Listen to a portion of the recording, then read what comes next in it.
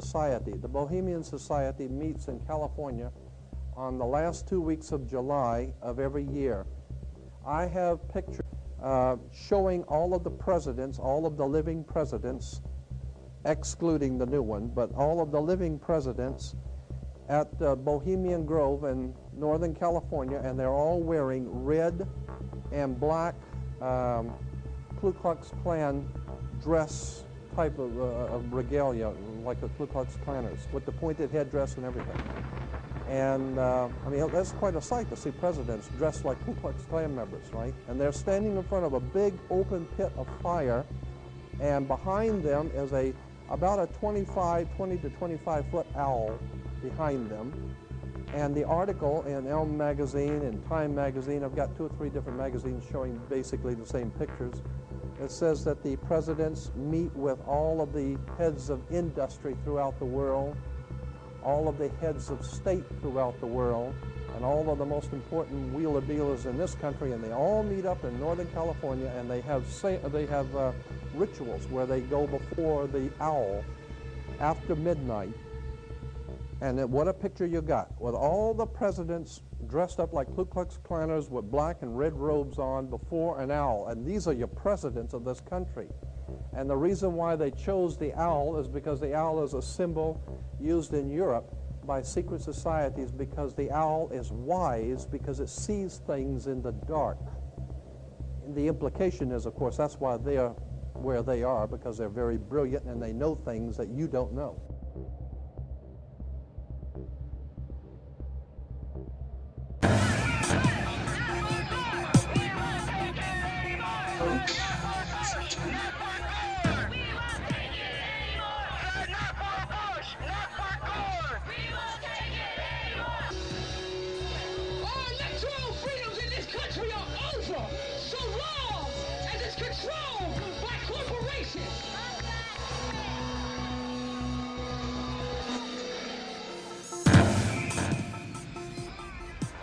Your living room is the factory. The product being manufactured is you.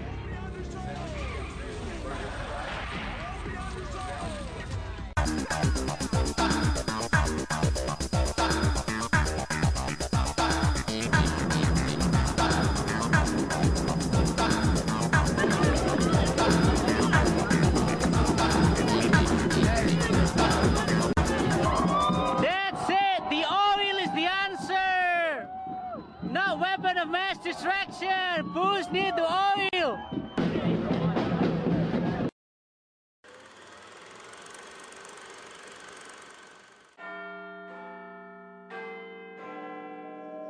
Studying shadows like an indoor cat until dusk, when the sky walks me home. How far has the ancient Illuminati secret society network penetrated world politics? If you read the many books published about conspiracies, then you will learn that many leading authors have alleged that British Prime Minister Tony Blair is a high-ranking Freemason.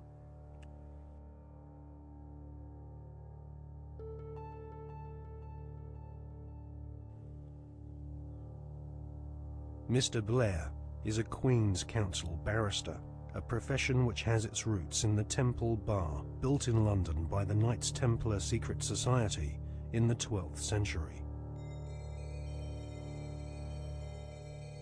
According to many authors, Tony Blair follows the tradition of Masonic membership amongst large numbers of barristers and judges. Mr. Blair is allegedly a member of the 1591 Studholme Masonic Lodge, which meets, amongst other places, at the Café de Paris in London.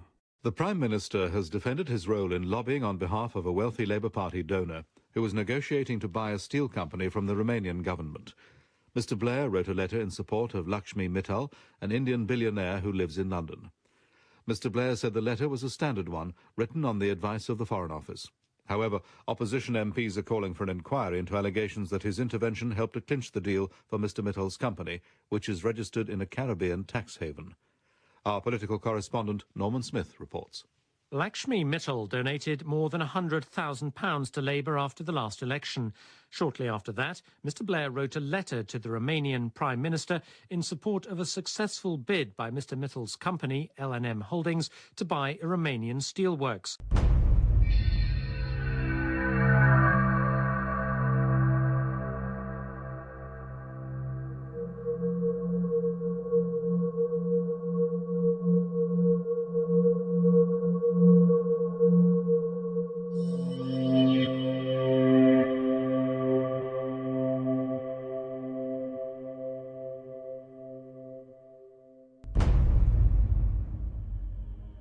A retired solicitor once described barristers like Tony Blair as highly paid professional liars. So it is unlikely that Tony Blair will ever come clean about his membership of a secret society. However, one thing we can be sure about. The Masonic establishment at the heart of British society does not like being probed or investigated when it comes to matters of Masonic membership. A recent Select Committee inquiry chaired by Labour MP Chris Mullins found that the Metropolitan Police Force and Judiciary were unwilling to force their members to disclose if they were members of secret societies. In a series of embarrassing revelations in the 1970s and 1980s, the British author Martin Short established that the Scotland Yard Vice Squad and senior CID officers were all Masons and taking bribes from pornographers in London's Soho. Martin Short estimates that 1 in 6 British police officers are Masons, and that there are approximately 600,000 Freemasons in Britain today. Many Freemasons occupy highly paid jobs at local borough councils across Britain, which often have Masonic temples inside council buildings, maintained at the taxpayer's expense. In Scotland, Masons used to proudly parade through the streets. After the exposure of local authority frauds involving corrupt Masonic solicitors and councillors, British Freemasons went underground and now rarely march in view of the public.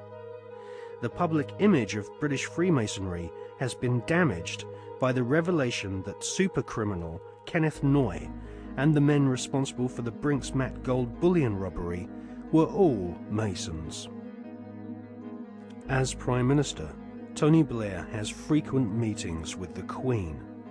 She herself is Grand Patroness of International World Freemasonry, which has its Grand Lodge of England headquarters near Drury Lane in London.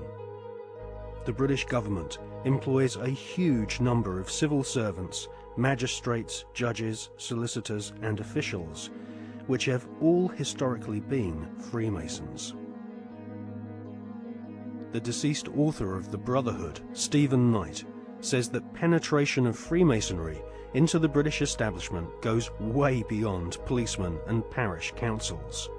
Knight says that the Palace of Westminster, home to the British Parliament, is used as a meeting place for at least 2 Masonic lodges. One of these lodges is called the New Welcome Masonic Lodge, which regularly hosts blood-curdling rituals and ceremonies inside the Palace of Westminster.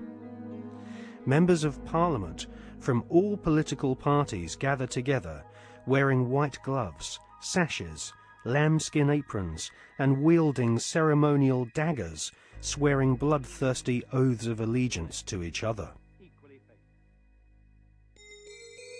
Just where this leaves British democracy is anyone's guess, but the fact that these secret ceremonies take place in a building paid for by the British taxpayer leaves one wondering if Freemasons do not see themselves as superior to the average British citizen. Many researchers claim British Prime Minister Tony Blair is a high-ranking 33rd degree